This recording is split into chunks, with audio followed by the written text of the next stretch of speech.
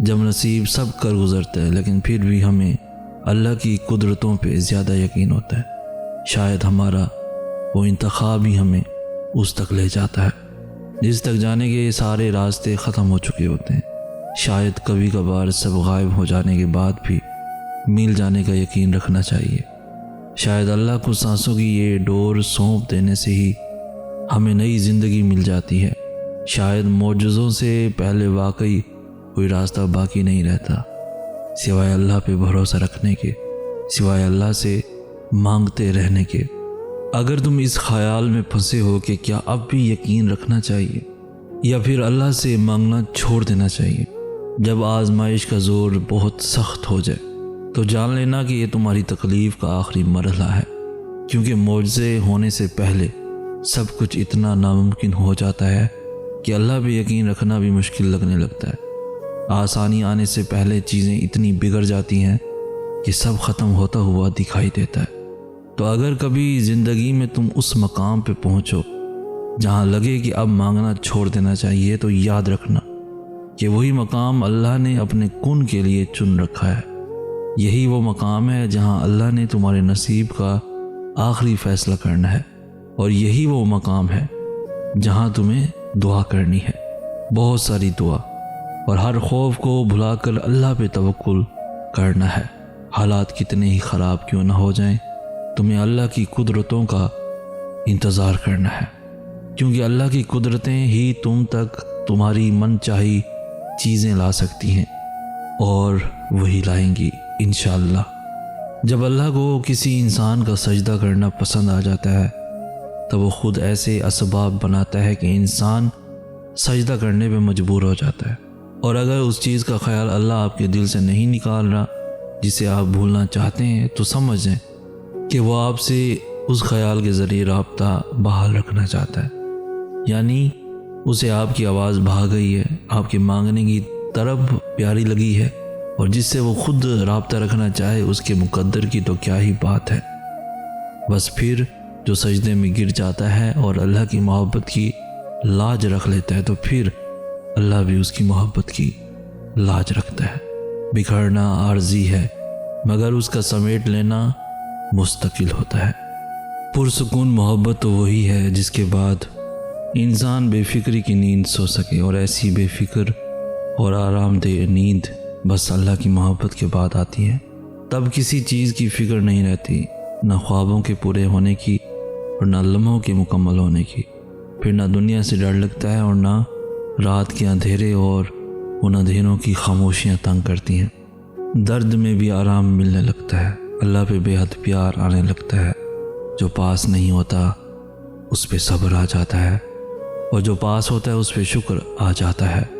ہم زندگی میں ساری محبتیں آزماتے ہیں اور پھر بے پناہ تھک جاتے ہیں، تبھی تو ہم اللہ کی محبت کو محسوس ہی نہیں کر پاتے۔ ہم اس سے غرض کا تعلق رکھتے ہیں کہ اس چیز کے لیے سجدہ کر رہا ہوں، اس خواہش کے لیے جھولی پھیلا رہا ہوں۔ ہم کبھی یہ کیوں نہیں کہتے کہ یا اللہ آپ کے لیے سجدہ کر رہا ہوں، یا اللہ آپ کو پانے کے لیے یہ جھولی پھیلا رہا ہوں۔ جس دن تم یہ کہنا سیکھ جاؤ گے، اس دن دنیا کی وہ تمام محبتیں جو تم سے دور بھاگتی ہیں یا جو تم سے چھین لی گئی ہیں، وہ واپس لوٹا دی جائیں گی، اور جانتے ہو اس دن تمہیں ان محبتوں کی بھی طلب نہیں رہے گی۔ اللہ کی محبت انسان کو اتنا مکمل کر دیتی ہے کہ پھر کسی اور کی گنجائش نہیں رہتی، اور پھر انسان صبر اور عشق کی اس انتہا کو پہنچ جاتا ہے جہاں اللہ کی رضا کے سامنے سب قربان کر دیا جاتا ہے۔ بعض دفعہ ایسا بھی ہو جاتا ہے انسان کسی چیز کی شدید خواہش رکھے ہوتا ہے، سالوں سے اسے مانگ رہا ہوتا ہے، سجدوں میں، قبولیت کے اوقات میں، تہجد میں، آنسوؤں میں، غرض ہر موقع پر وہ اپنے رب سے مانگتا ہے۔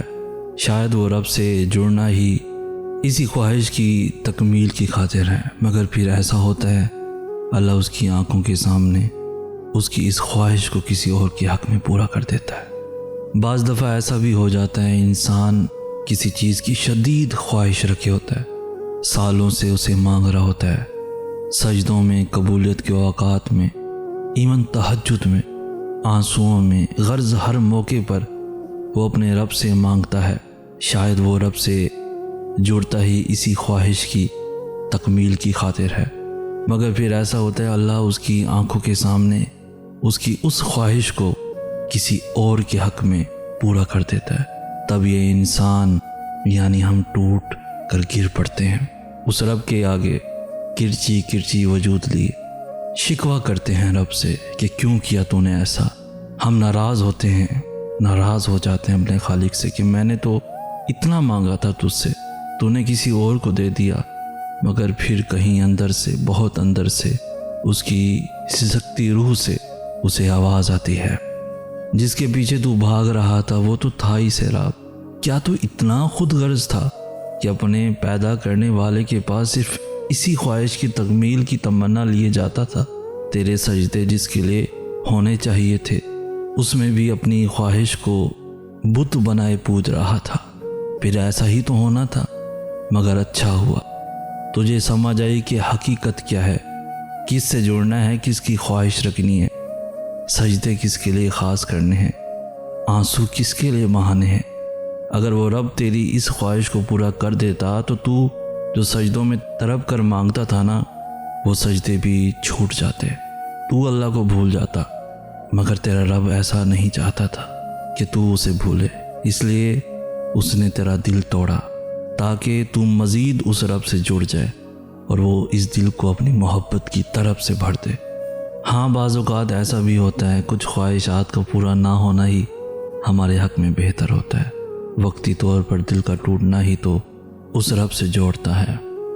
ہاں، اور بات، وہ شخص تمہارے لیے کیسے بہتر ہو سکتا ہے جس نے تمہیں تکلیف میں مبتلا کیا ہے؟ اللہ تمہیں وہ چیز کیسے دے سکتا ہے جس کی وجہ سے تم زندگی کا ہر لمحہ تڑپتے ہوئے گزارتے ہو؟ اس چیز کو حاصل کر کے کیا کرو گے جو تمہیں اللہ سے دور کرتی ہے؟ اور اس چیز میں سکون کیوں تلاش کرتے ہو جو اللہ کو ناراض کرتی ہے؟ تمہیں خود کو یہ سمجھانا ہو کہ زندگی ملنے اور بچھڑ جانے کا نام ہے۔ یہاں تمہیں بہت سے نئے لوگ ملیں گے اور بہت سے پرانے لوگ بچھڑ جائیں گے۔ کچھ بہت تکلیف دہ طریقے سے بچھڑیں گے جب تمہیں نہ چاہتے ہوئے بھی سسکتے ہوئے ہاتھ چھوڑانا پڑے گا، اور کچھ کو تم خود وقت اور ضروریات کے تحت چھوڑ دو گے۔ زندگی ایسے ہی چلتی ہے، نہ کسی کے جانے سے رکتی ہے اور نہ کسی کے آنے سے۔ تمہیں بس اللہ کے فیصلوں پر یقین رکھنا ہوگا، اس کے فیصلوں کا احترام کرنا ہوگا، حقیقت کو تسلیم کر کے آگے بڑھنا ہوگا، کیونکہ زندہ رہنے کے لیے آگے بڑھنا بہت ضروری ہے۔